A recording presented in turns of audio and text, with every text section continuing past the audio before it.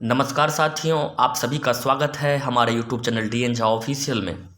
साथियों, अभी BPSC TRE की तैयारी आप लोग कर रहे होंगे। सक्षमता परीक्षा भी चल रहा है और इसमें आप सब बहुत सारे शिक्षक साथी अपियर हो रहे होंगे। तो अगर आप हमारे चैनल पर नए हैं तो हमारे चैनल पर जा कर के वर्ग 6, 7, 8 के SCRT के जो भूगोल, इतिहास, विज्ञान इत्यादि के सभी चैप्टरों को डिटेल में समझाया गया है और साथ ही साथ मास्टर वीडियो भी बनाया गया है प्रत्येक विषय के लिए, जिसमें एक ही वीडियो में पूरे जो प्रकरण है, पूरा जो विषय वस्तु है, उसका वस्तुनिष्ठ प्रश्नों का संग्रह है। तो आप हमारे चैनल पर जाकर इन वीडियो को देखें, निश्चित रूप से आपको लाभ होगा। और जो लोग देखे हैं वो फीडबैक दे रहे हैं कि निश्चित रूप से बहुत सारे फैक्ट जिसकी चर्चा हमने की है वो परीक्षाओं में पूछे जा रहे हैं। तो साथियों, आज हम SCRT वर्ग 8 के भूगोल की पुस्तक हमारी दुनिया के अंतर्गत इकाई 5 की चर्चा करेंगे और आज का हमारा संसाधन है, टॉपिक है मानव संसाधन। तो साथियों, आप सभी जानते हैं कि मानव एक बहुत महत्वपूर्ण संसाधन है और ये सभी अन्य संसाधनों को उपयोग में लाने के लिए महत्वपूर्ण भूमिका निभाते हैं। इस तरह से मानव एक संसाधन है और बहुत ही महत्वपूर्ण संसाधन है। तो पहला जो हमारा बिंदु है इस चैप्टर में, जो हमें जानना है कि किसी निश्चित क्षेत्र में रहने वाले लोगों की कुल संख्या जनसंख्या कहलाती है। स्थान विशेष पर रहने वाले लोगों की कुल संख्या उस क्षेत्र की, उस स्थान की जनसंख्या कहलाती है। आप इसे याद रखेंगे साथियों। आगे बढ़ते हैं। यहां देखिए, जनगणना एक निश्चित अवधि में जनसंख्या की आधिकारिक गणना का नाम है। भारत में सर्वप्रथम 1872 में जनगणना की गई थी, परंतु व्यवस्थित जनगणना 1881 में शुरू की गई। जनगणना प्रत्येक 10 वर्षों में की जाती है। अब जब भारत गुलाम था, अंग्रेजों के अधीन था, तो पहली बार एक निश्चित अवधि में, निश्चित समय में गणना किया गया। तो सर्वप्रथम जनगणना 1872 में किया गया। अगर पूछे कि उस समय गवर्नर जनरल थे लॉर्ड मेयो। उसके बाद व्यवस्थित रूप से जनगणना 1881 में शुरू हुआ, लॉर्ड रिपन के समय में। इसके बाद 1881 के बाद प्रत्येक 10 वर्ष पर जनगणना की जाती है। और जनगणना जो है एक निश्चित अवधि में जनसंख्या की आधिकारिक गणना जो है वो जनगणना है।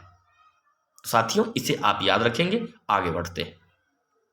जनगणना से जुड़े कुछ रोचक तथ्य है। देश की कुछ जनजातियां या समुदाय की गणना रात में की जाती है क्योंकि दिन में इनका एक ठिकाना नहीं होता है। अंडमान निकोबार द्वीप समूह जैसे इलाकों में कुछ ऐसी जनजाति है जो इंसानों से मेल जोल नहीं रखती है और इनसे संपर्क भी प्रतिबंधित है। इनकी जनगणना के लिए द्वीप के चारों तरफ नाव के जरिए कमल और नारियल जैसे सामान भेजे जाते हैं। उनसे आकर्षित होकर जब वे पानी की तरफ आते हैं तभी जनगणना होती है। बहुत महत्वपूर्ण फैक्ट है साथियों। कुछ ऐसी जनजातियां हमारे देश में हैं जो दिन में शिकार की तलाश में घूमते रहते हैं, इसलिए उसकी जनगणना नहीं हो पाती है, तो रात में की जाती है। और अंडमान निकोबार में कुछ ऐसी जनजाति है जिससे सामान्य मानव का संपर्क प्रतिबंधित है, अर्थात आप उससे नहीं मिल सकते, काफ़ी खूंखार हैं वो लोग। तो उनकी जनगणना के लिए एक विशेष तरीका अपनाया जाता है। नाव के द्वारा द्वीप के चारों तरफ कमल और नारियल जैसे सामान भेजे जाते हैं। इनसे आकर्षित होकर वो लोग जब आते हैं तब इसकी जनगणना की जाती है। आगे बढ़ते हैं साथियों। मानव संसाधन का वितरण हमारा टॉपिक है। ये इसमें जनगणना को दिखाया गया है, कैसे बढ़ा है, वृद्धि दर को दिखाया गया है। आपको यहाँ जो याद रखना है कि भारत में जनसंख्या वृद्धि दर यानी 2001 से 11, चूंकि 11 के बाद जनगणना नहीं हुई है, अतः 2001 से 11 के बीच में जनसंख्या की वृद्धि दर 25.07% रही है। भारत की वर्तमान में जनसंख्या विश्व की कुल जनसंख्या का 17.5% है, 17.5%। ये आंकड़े थोड़े पुराने हैं लेकिन अभी यही आंकड़े काम में आते हैं साथी। तो आप इसे भी याद रखेंगे। आगे बढ़ते हैं। यहाँ देखिए, भारत उत्तर प्रदेश एवं महाराष्ट्र की जनसंख्या का कुल योग अमेरिका की जनसंख्या से अधिक है। दो राज्य भारत के, उत्तर प्रदेश और महाराष्ट्र को मिला देते हैं तो उन दोनों का योगफल अमेरिका की जनसंख्या से अधिक हो जाता है। अब इस आधार पर भारत में अधिक जनसंख्या, यहाँ एक सीरीज आपको दिया गया है, देखिए इसको, कि विश्व के 5 सर्वाधिक जनसंख्या वाले देश। चीन विश्व की जनसंख्या का 19.4% है साथियों।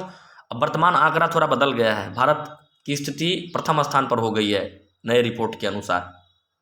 हालांकि अब किताब बुक के अनुसार अभी भी चीन प्रथम स्थान पर है, भारत दूसरे स्थान पर, संयुक्त राज्य अमेरिका तीसरे स्थान पर, इंडोनेशिया चौथे स्थान पर और ब्राजील 5वें स्थान पर है साथियों। ये विश्व के 5 बड़े देश हैं जनसंख्या के आधार पर। भारत के 10 सर्वाधिक जनसंख्या वाले राज्य यहाँ आप देख सकते हैं, 10 राज्य के बारे में है। आप जान लीजिए कि सबसे अधिक जनसंख्या वाले राज्य उत्तर प्रदेश है, उसके बाद महाराष्ट्र है और तीसरे नंबर पर अपना बिहार है। इसे याद रखें, उत्तर प्रदेश, महाराष्ट्र और तीसरे नंबर पर बिहार। 2011 की जनगणना के अनुसार ये रिपोर्ट है साथियों। आगे बढ़ते हैं, घनत्व के आधार पर जनसंख्या का वितरण। तो साथियों, जनसंख्या घनत्व को आप समझ लीजिए।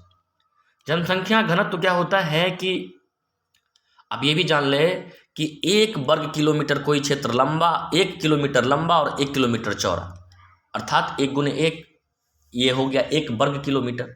और उस 1 वर्ग किलोमीटर में रहने वाले, निवास करने वाले लोगों की जो संख्या होती है वही जनसंख्या घनत्व कहलाती है।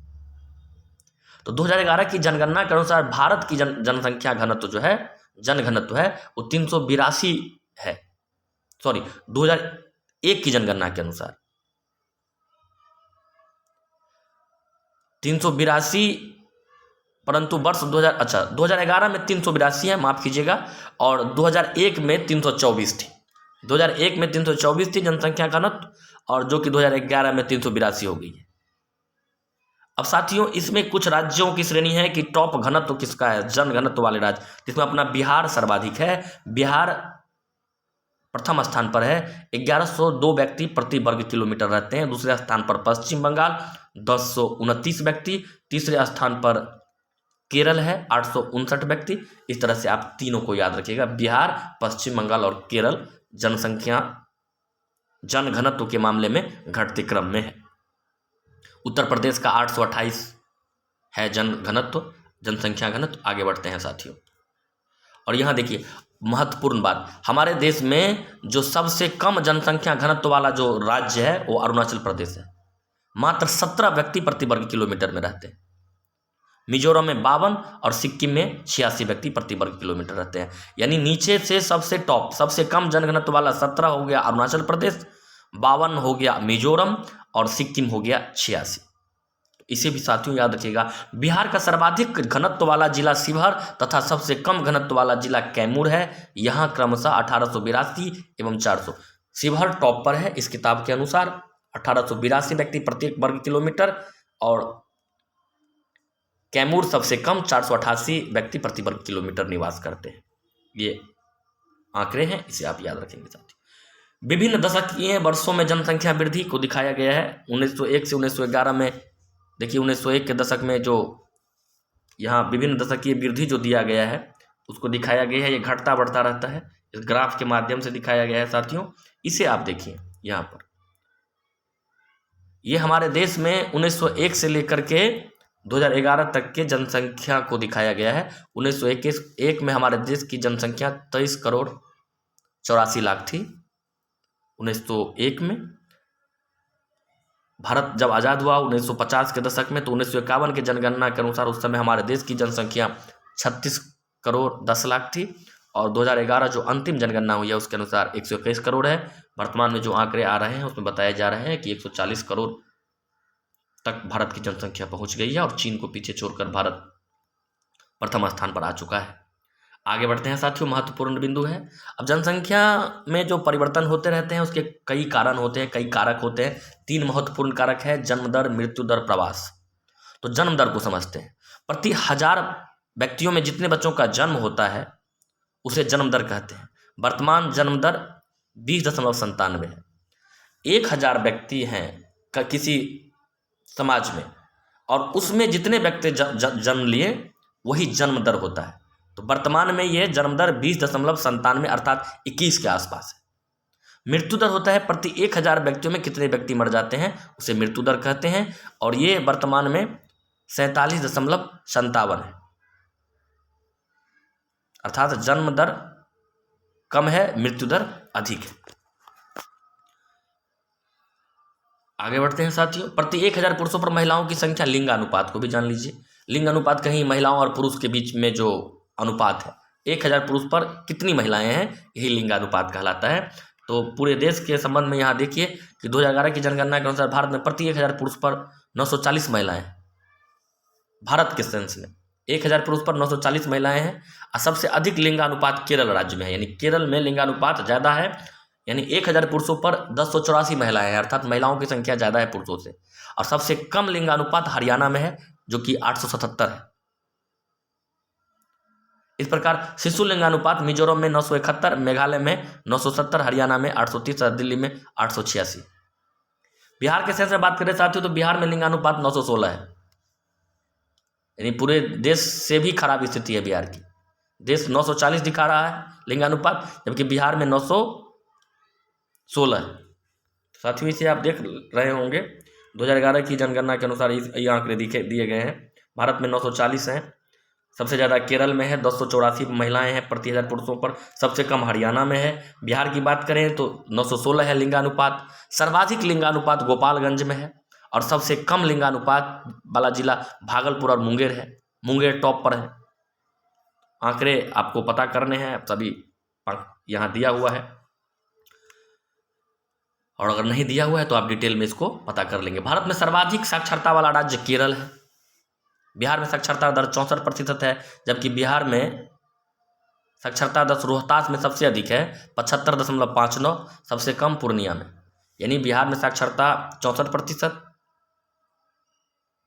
सर्वाधिक रोहतास में 75.59, सबसे कम पूर्णिया में 62.49। साथियों इसे भी आप याद रख लेंगे। अब बहुविकल्पीय प्रश्न की तरफ बढ़ते हैं। जनगणना की जाती है प्रत्येक 10 वर्ष पर, मानव एक संसाधन है, क्योंकि उपर्युक्त सभी बातें हैं इसमें, आप देख लीजिएगा। भारत में सर्वाधिक जनसंख्या है उत्तर प्रदेश की। भारत जनसंख्या के दृष्टिकोण से विश्व में, अब यहाँ इस किताब के अनुसार तो दूसरे स्थान पर होना चाहिए, लेकिन वास्तविक आंकड़ा है कि प्रथम स्थान पर है। पहाड़ी भागों में जनसंख्या कम होती है क्योंकि जीवन यापन कठिन होता है। तो इस तरह से साथियों हमारा यह चैप्टर समाप्त हो गया। आप हमारे वीडियो को जाकर देखें, मास्टर वीडियो मिलेंगे। अगर आपके पास समय कम है तो एक ही वीडियो में पूरे किताब के वस्तुनिष्ठ प्रश्नों का संकलन है, चाहे वो इतिहास की हो, भूगोल की हो या फिर विज्ञान की हो। और क्लास 6 से 8 के सभी पुस्तक का जो वस्तुनिष्ठ प्रश्न है उसका संग्रह आपको मिलेंगे। तो आप हमारे चैनल पर जाइए और उसको देखिए, बहुत कम समय में आपकी एक अच्छी खासी तैयारी हो जाएगी। वीडियो को अंत तक देखने के लिए, सुनने के लिए आप सभी का बहुत बहुत धन्यवाद।